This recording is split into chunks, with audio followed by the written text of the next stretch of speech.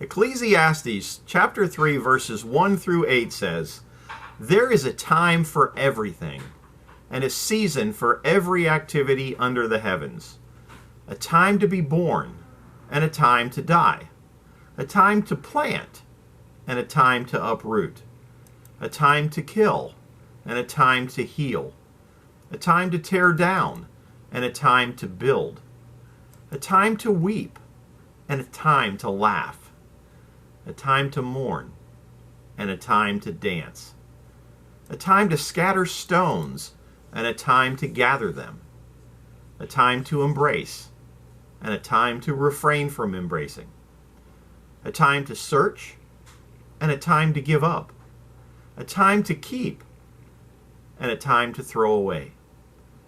A time to tear, and a time to mend. A time to be silent, and a time to speak. A time of love, and a time of hate. A time for war, and a time for peace." Today on 10 with Tom, we're starting a 3-part series on navigating life's losses. Parts 2 and 3 will be handled by Pastor Allen and Pastor Mike, and will be posted tomorrow and Wednesday, October 25 and 26, on our Facebook page at the Village Church at World Golf Village. God's Word neither ignores nor minimizes the painful realities of life. Inevitably, we and our loved ones will experience life's losses: illness, aging, death, broken relationships, disability, loss of independence, unemployment, financial reversals, etc. Today's culture prepares us for gain, but not for loss. Prepares us to dance, but not to mourn. Major losses throw us into uncharted territory, so we need to understand the dynamics of our loss in order to help us through it and get back to living again.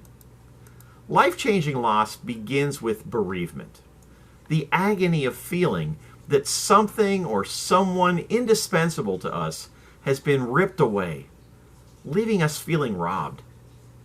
Then comes grief, searing emotions of overwhelming sorrow that are often accompanied by anger, distress, confusion, and helplessness. Next, we move into the mourning stage, and we begin to express our grief and loss. This is the hard work stage of tears, memories, and heart-rending spasms of weeping that shake us to our very core.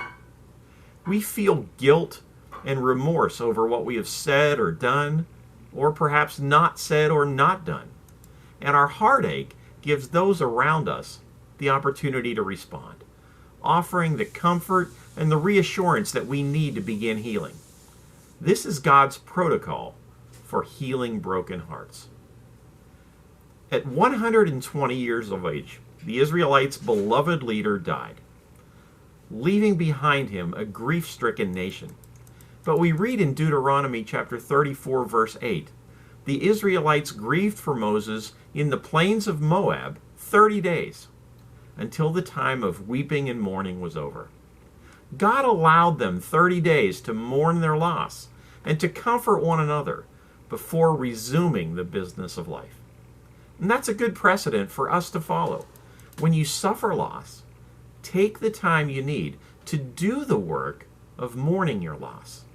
Because Jesus said in the Sermon on the Mount, "Blessed are those who mourn, for they will be comforted." And understand that the grieving process is a process. And it's not the same for every person, or even every time you experience it. If you need help going through the grieving process, please be sure to look into our Grief Share group.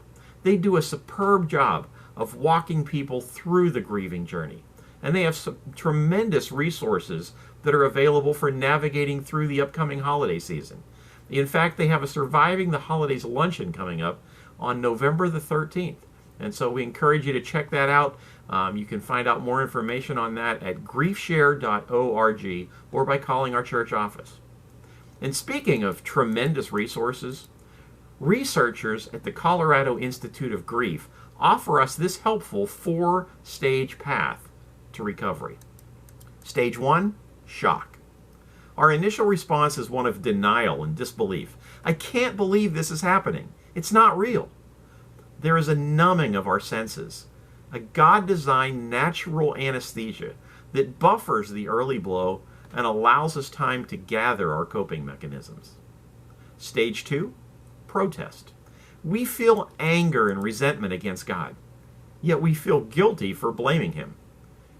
We may blame ourselves, the doctors, the patient, and question God's love and faithfulness, even bargaining with Him. If you will just do a miracle and bring them back, I will, whatever the case might be. Stage 3, disorganization. Everything comes apart at the seams. The lifestyle that we knew and loved totally unravels. The dreams that we cherished evaporate. We feel hopeless, powerless, lost in a strange, empty universe. Secondary issues may loom: financial insecurity, social dislocation, depression, loss of concentration, and so on. We're convinced that life will never be normal again. We survive moment to moment, afraid to anticipate the road ahead. And then we get to stage 4, reorganization.